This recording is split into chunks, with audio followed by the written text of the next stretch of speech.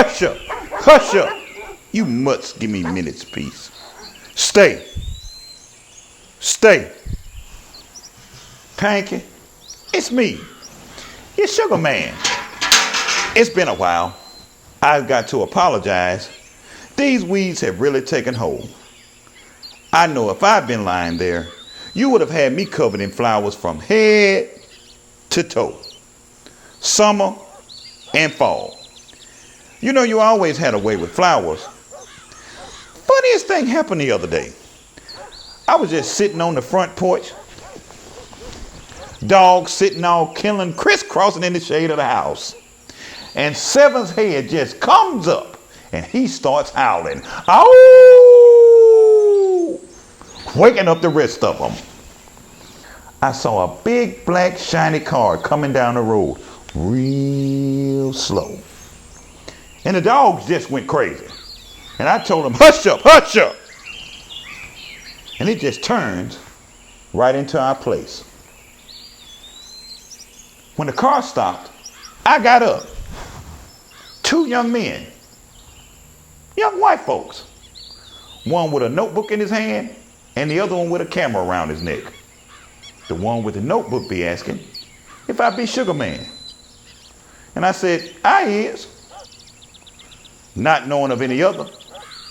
Then they wanted to know if I was that Sugarman that saved them folks on Clear Creek about 30 years ago. I said I was. But what they really wanted to know was about the night that that bridge went out.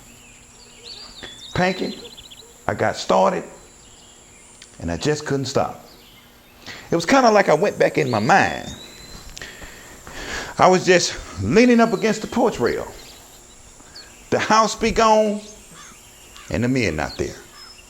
I could feel the rain falling down on me. The thunder was so loud I had to hold my ears. And my clothes were sticking to me. It was all that rain and water that was coming down from the north. Now I could see two headlights coming, but I had to step to the side and my foot slipped. Right by the rail. The pavement broke loose right up under my feet.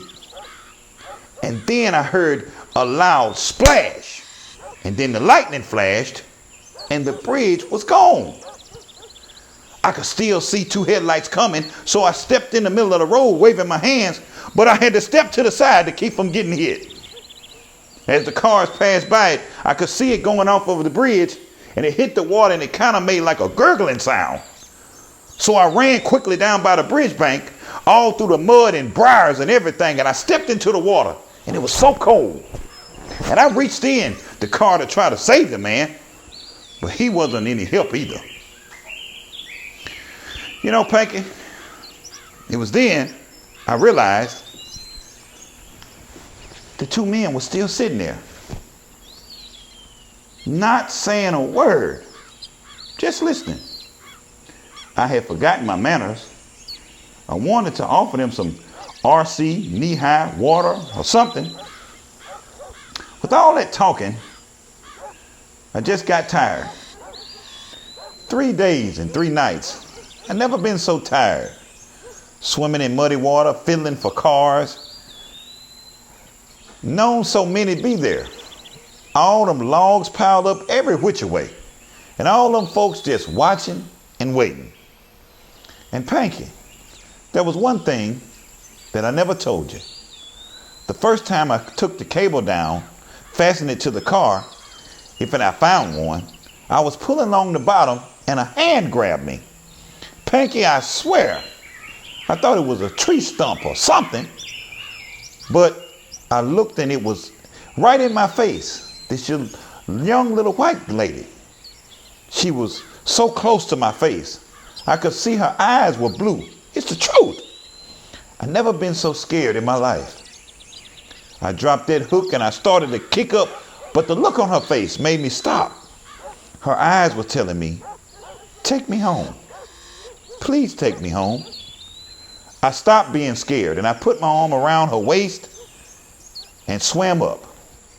And sure enough, when we gets to the bank, her folks be waiting all the way from Ohio. I lay her carefully as I could, with the bank being so slippery and all. She just closed her eyes as if to say, I can go now. After that, I ran into folks down there. I would stop whatever I was doing and take them home. There was always folks waiting. 16 folks drowned. Panky, I did all I could. 8 folks got out, but I couldn't forget about the 16 folks that drowned. Not as long as I live.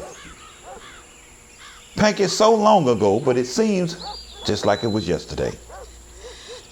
Here I've been talking all this time, and I ain't hit a lick. I guess I'll never be changing. And now I'm just too old to try. But I promise you, I'll be back. I already talked to Mr. Warfer down at the funeral home. I want to be buried right next to you. I want our feet touching. You know, I always had cold feet, especially since you've been gone. But I'll be back. It won't be long now. I'll be back. Come on, y'all. Let's go home.